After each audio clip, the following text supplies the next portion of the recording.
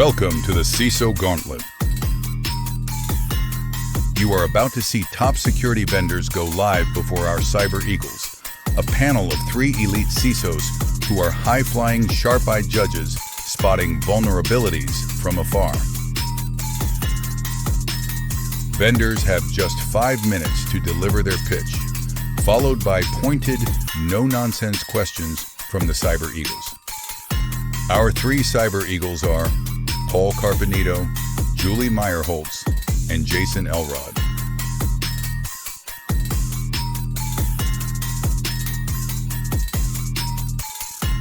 Ladies and gentlemen, please welcome to the stage the Cyber Eagles.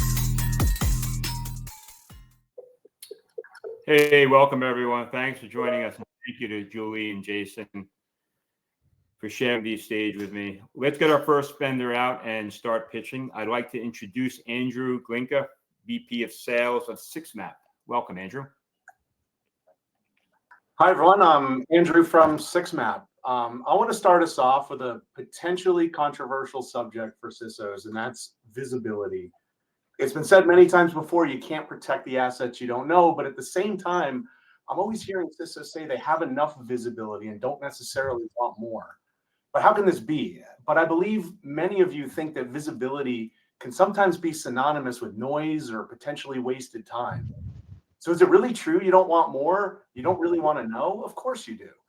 But the challenge is you just don't trust the data that you're sometimes getting from your current tools. But I bet if you had access to complete, accurate, and actionable data, you'd want all the visibility you could possibly get. So to protect the external attack surface, I often see companies with 2, 3, 4 overlapping tools deployed in hopes that one is going to catch something that the others are going to miss. So you still end up with too much noise, misattributed assets, incomplete data. And the reason for all these issues is they all start with the wrong premise. When you start with IP addresses and domains, there's a gap between what tools are configured to monitor and what an adversary is going to find to exploit. So the first thing an adversary is going to do is reconnaissance on your organization, all the subsidiaries, the joint ventures, the mergers and acquisitions, the structure of your org. So bridging this reconnaissance and data gap is the core problem that 6map solves. And there's 2 key differentiators that set us apart. The first is our process. So as I mentioned, most start with the wrong question. What do you want to protect? Meaning IP addresses and domains to go scan. But 6map starts with a different question, which is, who am I trying to protect? But understanding an organization is complex. They're dynamic, they evolve, and that history can be forgotten over time. So think about spinning up new business units, product launches, expansion into new regions. All these entities bring their own assets and risks that all need to be monitored. Just as an example, one company we took a look at made 6 acquisitions between 2018 and now. However, those 6 made 33 acquisitions prior. You add in staff turnover during the merger, and common knowledge about an org can quickly be lost to time. So our proprietary research process creates a highly detailed organization map first. That map is then used to go discover all the assets that are tied to all those entities. So ownership and responsibility are very clear from the start. So when there's a vulnerability that needs to be fixed, you know which entity owns it, and you know who to contact to get it fixed quickly. So the process is the first differentiator, but let me talk a little bit about our technology. 6map's core tech was developed to solve a problem that was thought to be unsolvable, which is how do you map the global IPv6 network? Finding hosts in such a large network space that's trillions of times larger than the global IPv4 network just requires an efficiency unseen in anything that existed. So our underpinning technology is called computational mapping that allows for fast, accurate discovery of hosts across both IPv4 and IPv6, but also unlocks inspection of all 65,535 ports on every host continuously. So quick example, imagine an IT admin opens a remote desktop on a high non-standard port, forgets to close it and leaves the company. Is that port's going to get forgotten? And would you ever find it? It's unlikely, or at least not for a long period of time. But our efficiency discovers and finds these types of hidden risks that are often missed or overlooked. So additionally, we layer threat actor data on top of all the findings to allow security organizations to prioritize remediation, focus on what matters most. And because everything is tied back to the org, it's highly accurate. You know the risks are real, making it quick and easy to act on. So remediation can be sped up because you know exactly what part of the business owns the asset. So just a quick summarization. Visibility is actually more important than ever in these highly dynamic environments. And the key is having accurate, complete, actionable data. So that means starting at the beginning, understanding your org. The 6 map shows you who you are, what you own, what to defend, and what to fix first. No effort from your team and rapid time to value. So like an adversary doing reconnaissance, the only thing we need to get started is your organization's name, and that's it. So thank you, and I welcome any questions. Thank you, Andrew. Appreciate it. Julie, but you have some questions? You know, I've had a lot of people come pitch to me a number of different times that we can map your org and give you all your assets and all your visibility. And every time I've had that done, it has failed because there's always a gap. It's impossible to keep up with and maintain and continue with that asset inventory as things change. How are you guys different, and how would you lead us to success versus some of the other asset management programs that I've done?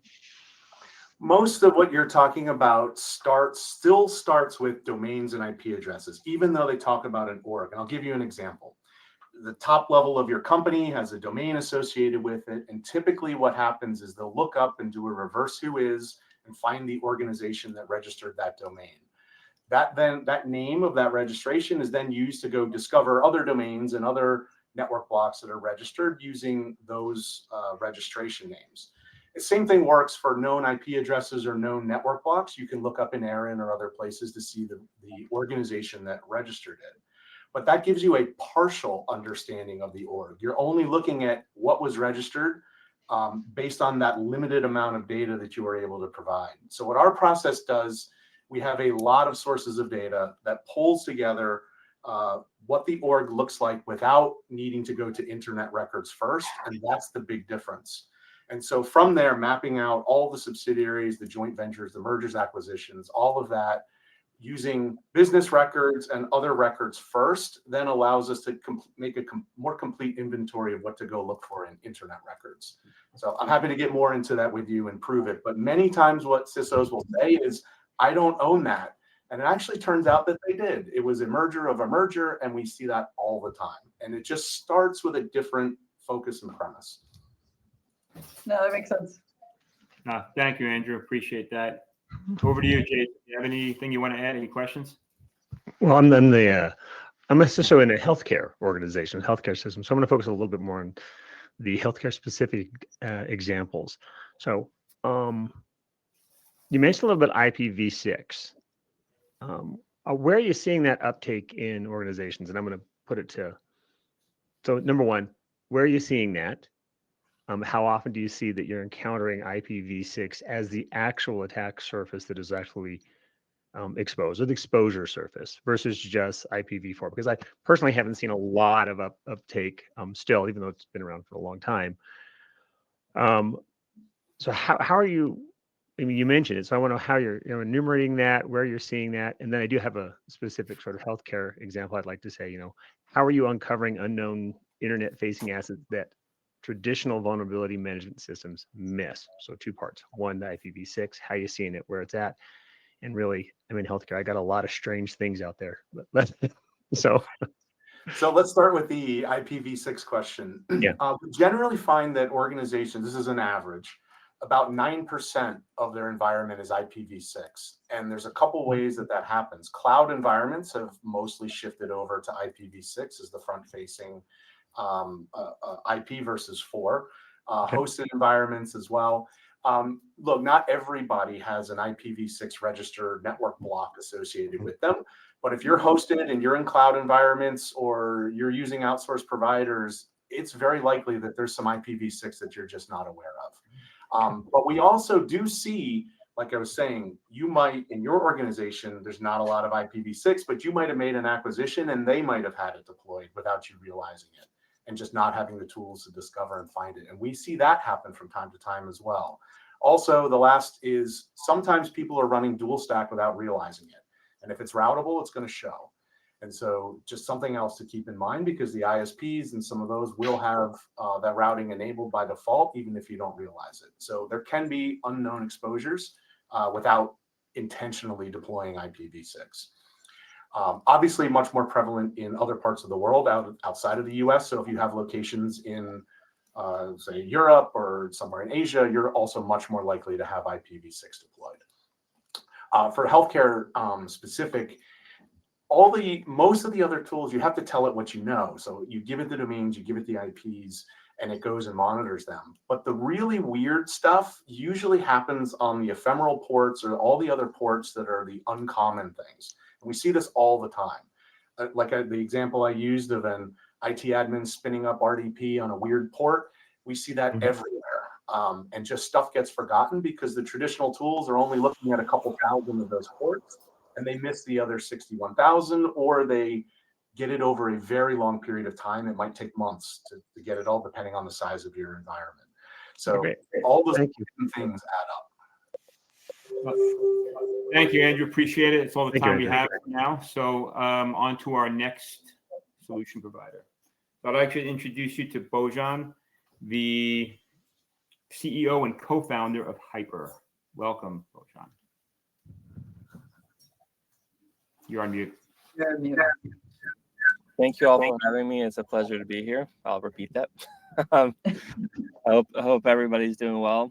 To give you kind of an overview of myself, I co-founded this company about 10 years ago now, and I was actually in your shoes to an extent before. So I was running the security organization of a large Manhattan hedge fund called D.E. Shaw.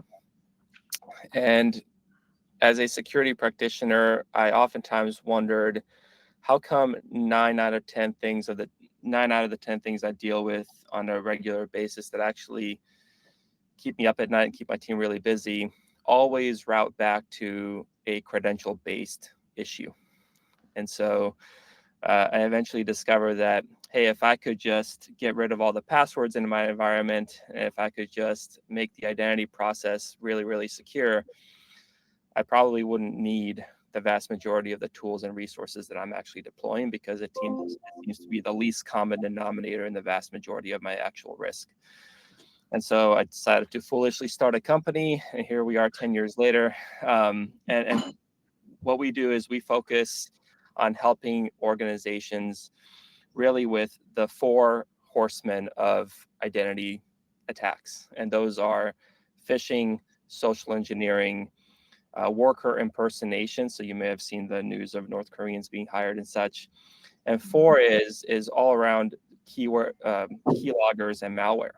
And I found that even when I was dealing with ransomware in particular, most of the time that ransomware was actually able to spread within my environment laterally was because it was able to steal a compromised credential or a cached credential of some sort.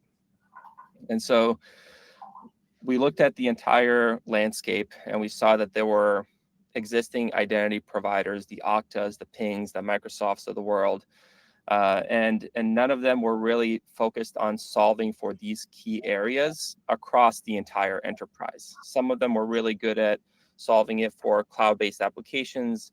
Others were good at solving it for network access, but nobody was really good at solving the identity problem across all the various use cases.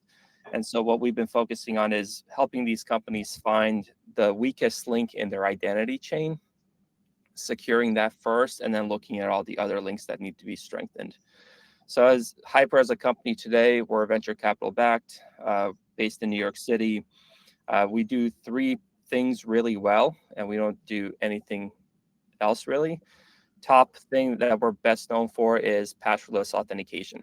So we do passwordless authentication for all sorts of enterprises of various scale.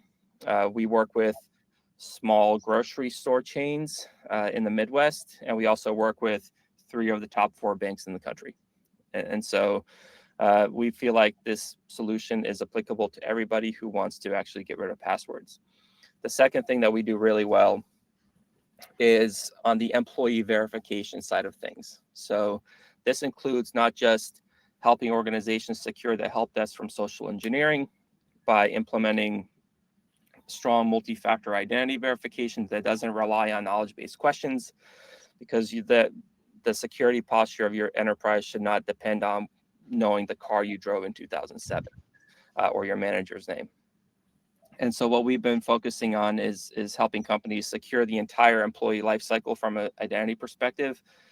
That sometimes starts as early as the interview process, all the way to onboarding, and then to credential recovery, and even a step up. And the third thing that we do is we help our customers correlate identity with traditional cybersecurity tools. So many of you have probably invested in EDR technologies or network technologies such as Zscaler, CrowdStrike, et cetera. And those things typically work on the edges or on the endpoint. And what we do is we have created integrations to ingest data and signals and risk information from those existing investments that you've already made and bring those to the front door, which is where the identity controls typically are. And so we do those three things. We do it for the biggest and the smallest companies in the world. And we're going to keep doing it for the next 30, 40 years, hopefully. I'll stop there. Oh, thank you, George. Really interesting. So I'm going to take the first question really quick. Maybe give me a 30-second overview about how you interface with personal assets, right? So in a BYOD capacity, how does that work?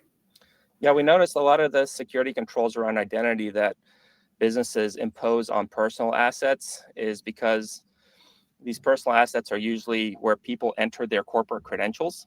So the way that we implement identity security for application access, in particular on personal devices, is by making sure that individuals are never using a shareable credential.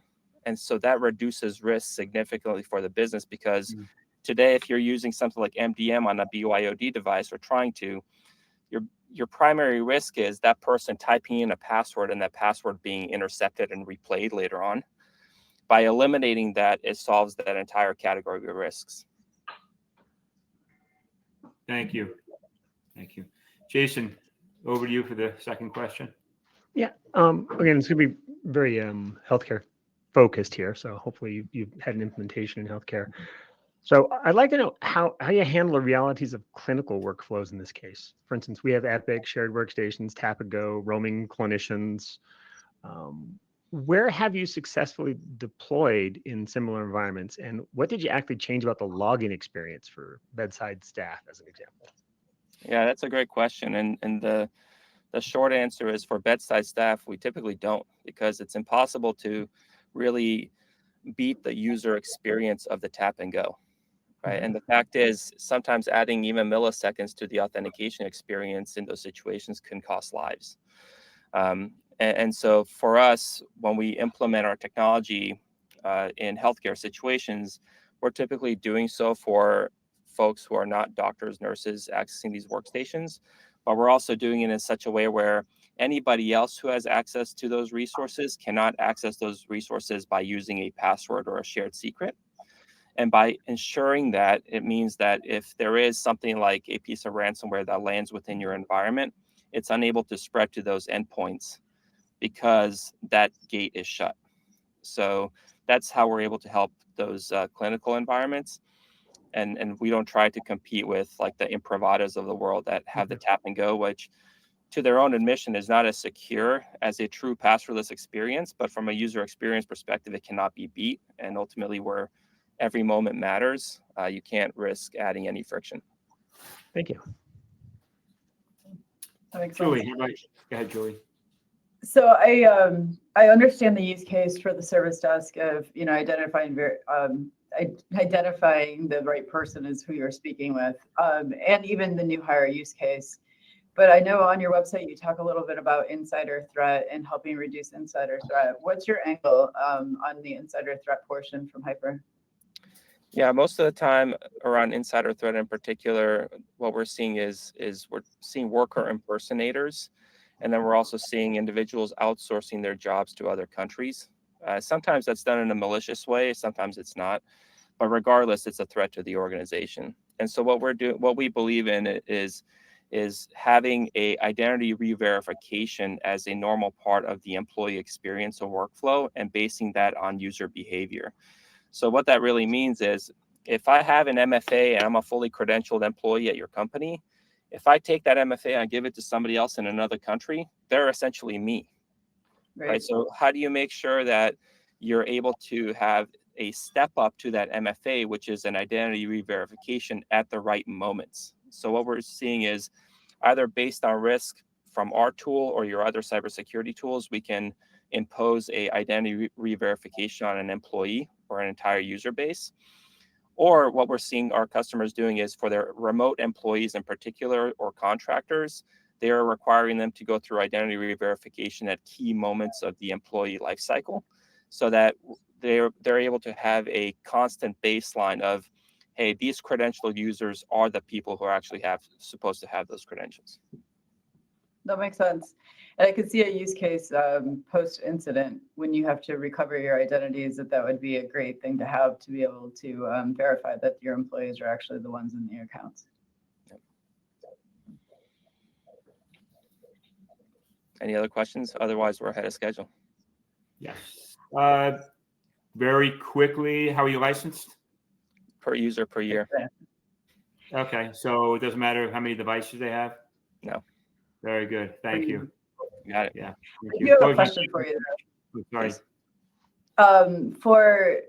For use cases such as a new hire that you may only want to verify once, do you have any licensing model for multiple times per month that you guys have thought of?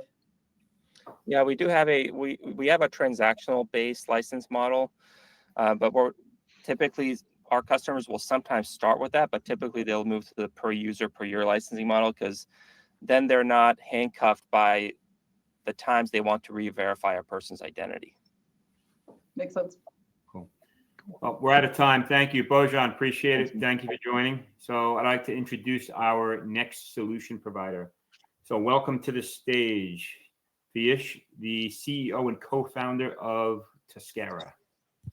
Thank you, Paul. Thank you so much, everyone. My name is Piyush Sharma, co-founder, CEO, company called Tascara. We pronounce Tascara, and been in cyber for about 20 years, multiple entrepreneurial venture, last one in cloud security, work with Symantec, Tenable, Microsoft Security, multiple places. One of the biggest problems that we have seen in the industry, and we have talked about this billion number of times, is security is a data problem. And as your cloud native applications are now becoming AI applications, how do you prevent and protect and respond to the threats that are happening? We are looking at the SOC responsibilities are expanding. There are three major security landscape changes. If I want to highlight, your AI accelerated offense is happening. Your underground, there are about 12 underground co-pilots are now weaponizing your recon, your exploit developments, and malware analysis. The surface explosion is happening. You're not just focusing on code to cloud, you're actually focusing on code to cloud to data to AI, and also LLM and MCP tools, which basically adds new path and policies to govern. And the third is the converging sophistication. This is a very, very important aspect, that what is AI actually doing is also it's creating a sophistication in cybercrime, which is now mirroring at the state level sponsored TTPs, identity supply chain attacks, blurring the lines. If you notice few breaches in last 2024, there are about 5 notable breaches, and all those were done by the cyber criminals, and there are few nation-sponsored attacks. The sophistication, the techniques, the TTPs, the tradecraft were used like out of this world. And this is one of the biggest impact we see AI is making. What is the root cause and what is a big problem we're solving? The big problem we're solving is how do you have three aspects of a breach. Number one, your network topology. We talked about assets, we talked about visibility, we talked about identities. Identities, network configurations plays out a topology. The topology has the second layer, which also needs to be exploited to complete a breach, as your security weaknesses. And number three is your controls, your compensating controls. You have invested in millions of dollars in all of these controls, and these three has to come together in order to complete the breach. How do you bring this context together?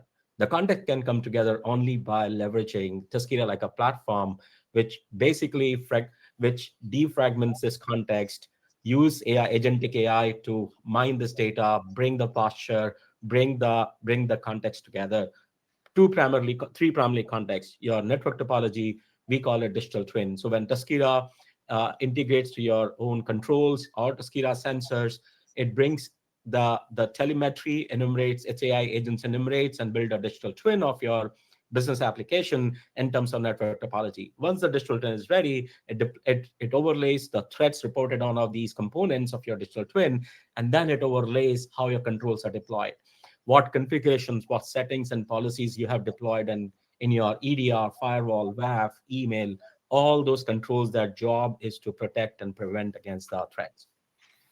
That we call AI context lake. So when we connect, we bring the data in AI context lake. The agentic AI or AI agents continues the validation loop where it identifies the digital twin, it gets the vulnerability or a threat or alert or a 0-day, it validates on that digital twin, run the simulation, then it does the investigation based on business impact, policy impact, control impact, and then it identifies that is it actually an attack happening, or is it a more very proactive, preemptive posture issue that it needs to respond. But the most interesting part is how it actually does. It actually does by also looking at your SIM and Splunk so that it can identify that whether your detection system can actually detect this breach in totality and actually able to respond. So the last part of very, very important is the technical differentiation. We are talking about AI, agentic AI, SaaS platform for agentic AI technology, three foundation pillar of the platform. Number one is our context lake, which is the context engineering, continuously looking into a lot of telemetry that your tools are already producing, creating into a high fidelity data set so that your agents can actually become extremely predictable and highly accurate. Number two part, now the second pillar of the platform is the knowledge graph. The knowledge graph is your business context, your organization topologies, your entry points, your lateral movement points, and your controls posture. All that comes together and form a neural network that that AI uses to do graph reasoning. And this graph reasoning is without a graph. It's actually happening in a completely neural network in form of semantic embedding. And the third part is our deep research agents. These agents are highly customizable, fine-tunable agents. Each of these agents can perform a very specific binary task. For example, one agent can actually only look at continuously evaluating your 0 days that are being reported every day. If there are threat advisory being reported every day, these agents can actually go do all the research analysis, identify indicator of compromise, correlate with your controls, whether those ER. Fish, thank you. We're at time, Fish. Yes. So we got to go to questions. Julie, over to you for the first question. Yeah, my first question is how does this interact with OT environments? So I can see the use case in the IT environments, but when you're checking SCADA systems, PLCs, does this have a play in that area? That's correct. So we are already working with a couple of OT customers, airport authorities, those level of sophisticated OT infrastructure up to the layer 3. Everything is virtualized. We are able to integrate with some of your existing tools. We do not have to go beyond that layer, in our opinion. I think the SCADA server layer, we are already able to pull that information. And the way the platform is built is at a very high scalable data architecture, which actually we build our own pipeline so that we continuously monitor what data is coming in, keep running the enrichments, keep using AI for finding very fidelities of the data so that our agent analysis can actually be very accurate. So we cover IT, OT, cloud, on-prem data centers. Thank you for that. Jason, over to you for the next question. So it sounds really interesting, and I like the concept and the architecture you have going on here. But how do you avoid becoming just another pane of glass in my environment? Because I mean, I've got SIM, SOAR, XDR, CSPM, DSPM, vulnerability management, and it's really that I guess the AI mesh you're talking about here. How does that reduce my analyst's cognitive load rather than adding? Question, and that was my last point I wanted to finish, and I ran out of the time. Okay. So you think Tuskira as telemetry collection or context building and building the digital twin or topology understanding is the preparation of the further investigation. Tuskira actually augments your L1 and L2 layer today to help you triage your alerts coming from endpoint, firewall, EDR, or your critical vulnerabilities reported by your VM teams, or your 0 days reported by your threat intel providers. So we are an investigation layer, goes horizontal across multiple fraction of the threats that you are seeing or your teams are. Our goal is to make sure that AI augments the decision, but the human actually execute the decision. Our ability to do that correlation and analysis using all this data set allows you to look at only fraction of data that where you actually need to take the action. Okay. So we are going to augment the investigation, your identification of real threats, real incidents, incident detections, detection engineering, for example. We are looking at so much data set, data coming from your vulnerability, data happening through your various kind of alerts. We can actually look at your SIM and optimize your SIM posture also, like what rules are kicking in, what rules are not working, what rules does not exist, how many different notables we are seeing do not exist based on the threats we are seeing coming in. Okay. Yeah. Thanks. So I'll take the third question. Thank you. You talked about SIM and analyzing rules that may be fired. Can you analyze rules that haven't fired, let's say over the past 90 days? So I can 100%. either make sure that I can ensure either they're not working, not configured, or I'm missing something? Absolutely, Paul. And I'll give you how we do that. Very simple. We are looking at, so when we look at this telemetry or the data coming in from different tools, we're building certain attack paths.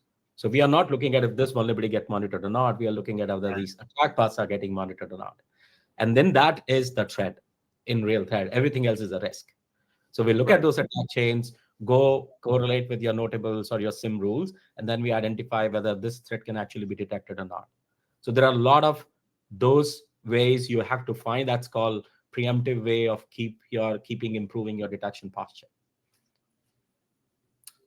Understood. Thank you. Any other questions? Jason, What about automated remediation? I can see leveraging the AI bots to understand where your vulnerabilities are. Do you guys have now, or will you have in the future, ability to automatically remediate as well? So I'm going to split that question into three parts, Julie. Great question. Number one, I'll talk about mitigations. We believe that remediation of patches cannot outpace attackers today because of their sophistication. So we do auto mitigation, which is based on the threats we are seeing and critical in environment. We will identify your defense in depth, where the gaps in your defense in depth are, and what control policies you can change to either prevent the threat or contain the threat. For example, we can identify that if you create one EDR policy and lateral movement will not happen on this particular threat. Well, your time's up. Appreciate that. Thank you. So let's introduce our next solution provider. Let's welcome to the stage Vance, Regional Sales Director from Sierra. Welcome, Vance. Hey guys, how are you? So we've got some exciting news, right? Hot off the presses. Sierra is one of the top 10 fastest growing companies in history. That blew my mind when I heard that get announced across the company yesterday, and I'm happy I get to share it with you guys today. And we all know that data security has been one of the hardest problems to solve. And we partnered with Forrester. We found 7 out of 10 companies still struggle with data security. And it usually comes down to these 3 things. 1, limited visibility into sensitive data across hybrid environments. Number 2, the complexity, compliance, and regulation. And then the third piece is really the difficulty detecting data risk and incidents in real time. And these challenges they don't just affect the security teams that you guys are managing. They touch every part of the business: health services, M&A, legal, GRC operations, finance. Whether it's understanding that exposure during investigations, truly proving control effectiveness, managing audit readiness, or just calculating the financial risk when you're not compliant. And the truth is, guys, data is both most vital and most vulnerable from an asset perspective in every organization. And it's growing faster than anything else on earth. I know you guys know this, right? By next year, the world will manage 181 zettabytes of data. What does that mean? That's enough to represent every grain of sand on every beach multiplied hundreds of times. What? So data has become the fastest growing attack surface. It's everywhere. It's in our cloud, it's on-prem, it's on mobile, and these attackers know it. So that's why breaches keep increasing in both frequency and cost. And so when we talk to clients like yourself, we often share something we call the OneDrive scenario. So imagine this, the OneDrive accounts of your top 20 executives were compromised. Would you guys be able to answer the question of what sensitive data was in those folders, who has access to them, and was anything shared externally? Most conversations I have with organizations like yourselves, they can't. And when we look, we routinely find things that are like compensation sheets, termination letters, strategic plans, contracts, even password files, and true intellectual property that's all sitting unprotected. And this isn't just a security problem. It's a business problem. It's impacting all of your business units all at once. But this is where Cyera can come in and help. Cyera gives organizations the ability to not only see, understand, and secure your data everywhere it lives automatically, but we start with a simple scan that discovers where your data resides and what it contains. From there, we're able to appropriately classify, apply controls, and enable data detection and response to keep that information protected. But here's what really, really sets us apart. Cyera isn't just DSPM. We go beyond visibility. We're proactive, reactive, and protective around your data infrastructure. Proactive by continuously discovering and classifying data so you can get ahead of that risk. Reactive by detecting and responding to incidents in real time. And we're protective by enforcing policy through integrated DLP and actionable controls that actually stop data loss and misuse before it happens. So Cyera actually can unify your data security program, data loss prevention, and actionability, giving your security teams not just visibility, but the power to act. And the results span across the entire business. Like I said, the security teams reduce the attack surface to start to gain full visibility. Your legal and GRC teams can finally prove compliance and respond faster to audits. Your operation teams now can streamline workflows by eliminating redundant and risky data stores. And at the end of the day, Cyera delivers 4 outcomes that every security leader cares about: protecting that sensitive data and minimizing the risk, reducing the cost of non-compliance, accelerating your incident response and recovery, and something that's near and dear to my heart is enabling the business to use data safely, if it's for AI, if it's for cloud or digital transformation.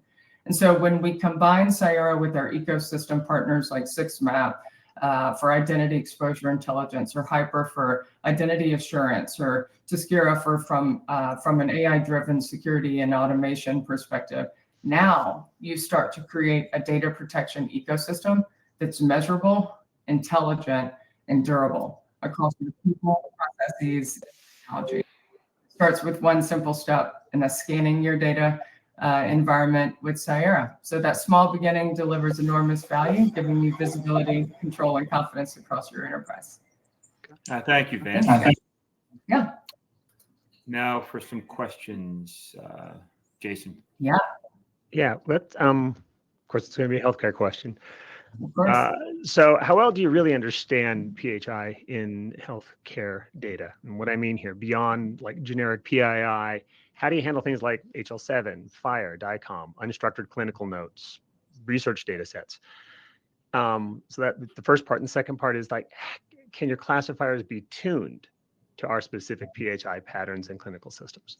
Yep. So we start by discovering, classifying, and textualizing the data, and that's into the data layer, right? So it takes it past just PII and PHI, Jason, and we really go into the precision of that data. What is the document? What does the document actually have? Is it personal health records? Is it a contract? Does it have security information in there, like social security numbers, credit card information, et cetera, personal information?